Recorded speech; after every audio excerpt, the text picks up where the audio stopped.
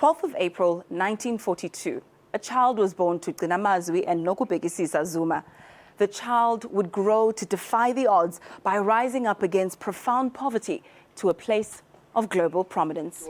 Jacob Zuma, the first of 5 children from his father's second wife, was introduced to the ANC by his older half-brother and has been active in politics for over 50 years.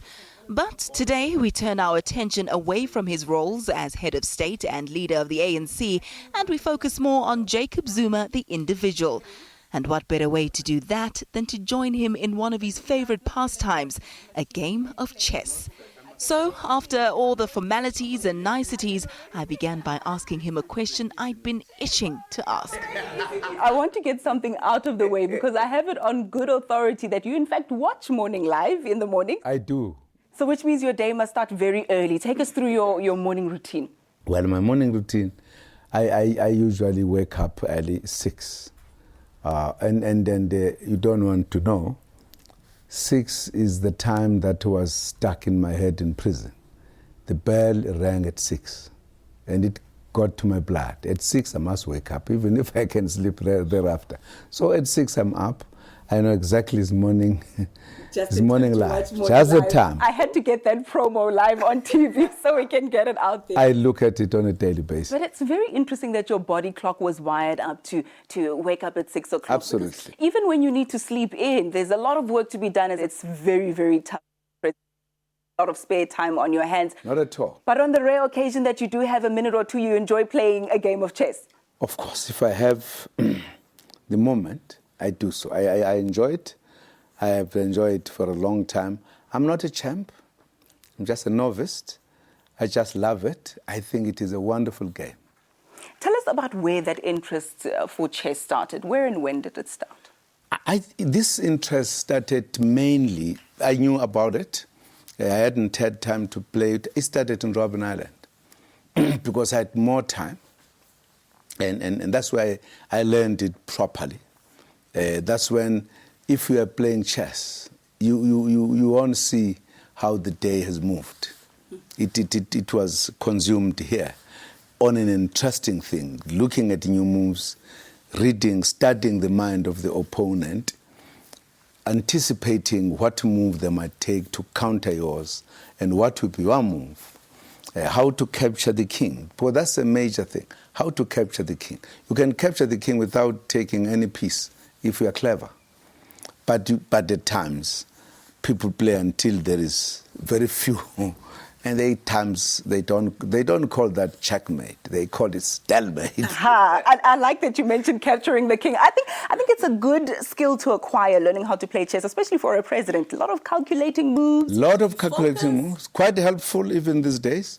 Because you don't think. You don't see a thing and conclude. You have got to sit back and think. So that your move, your action, must be emerging from thinking, calculating, looking at disadvantages and advantages, misleading your opponent to think that you are moving this way and that you are moving this way. It's an interesting thing. And who's been your favorite opponent and why? No, I can't say there's anyone. I've played a number of opponents. I used to play this a great deal with President Thabo Mbeki. We were once arrested together in prison in Swaziland. We spent a lot of time together playing chess. The strength was equal, almost. We had time. At times we'll beat me, at times I was beat him. You spoke to us about the mental agility that it takes to not only run the country, but also enjoy a good game of chess. Absolutely. But I know that you participated in some physical recreational activity as well, growing up, especially in Robben Island, as a referee of some of the soccer matches. Do you still enjoy watching a good game of soccer? Absolutely. That's a game I know better as well. I love it. I love it. The referee was there. I refereed in B division. And I refereed also in the A division. But I was a player. I was a captain of my team. I was commanding my team in my club called Rangers, which somebody, Harry Gwala, described it as a team with the players with a great heart. We played with smiles, and they were very good. I love playing, and I play defense. I'm not scoring goals. That's not mine. Mine is stopping goals being scored to my team. So I loved it, and I used to teach people soccer, refereed. Absolutely wonderful. Whenever there was a big teams, I would never be left out because I was an asset. And do you still have the moves? I still have the moves. At times when Bafana plays, I wish I was there. Yeah. You know? So put me. Absolutely. The coach must choose me. Absolutely. Put me there. So, what are some of the lessons the president has learnt from sport? One of the things I taught myself, don't get angry. Anger has put people into many difficulties. You get angry. I believe that in a human's makeup, there are senses that you utilize. Now, if you allow the sense of anger to dominate, you can commit murder without realizing. Once that sense goes down, you realize how big a mess we have done.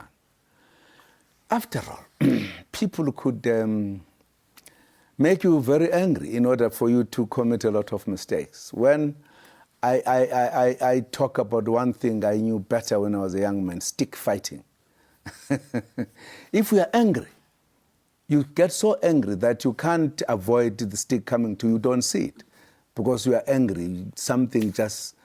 And you can't think properly. Those life lessons that you learned, those are things you can't learn from the corridors of any university. No. And you spoke about your childhood, which is something that I feel that we need to bring out more. The reasons behind you not getting a formal education was not because you did not want to go to school, not because you wanted to jump fences, but because of the situation at home. But tell us. I wanted to go to school desperately. I even had things I wanted to become. I thought I must be a teacher, if not a teacher, a pastor, if not a pastor, a lawyer. I was very clear. Circumstances couldn't allow me to do so. Firstly, my father died. I know almost a shadow of him, not himself. And therefore, I had to move from one place to the other with my mother. My mother had to start to work as a domestic worker. As you know, she couldn't come to somebody's house with a family. So I had to remain in my uncle's place for some time and back home. And during those days, education was not seen as an important thing. If you're a boy, look after cattle and goat. If you're a girl, prepare to get married. I pleaded that I wanted to go to school. And then the question was, who's going to look after your father's cattle? I was a boy, and I had to do it.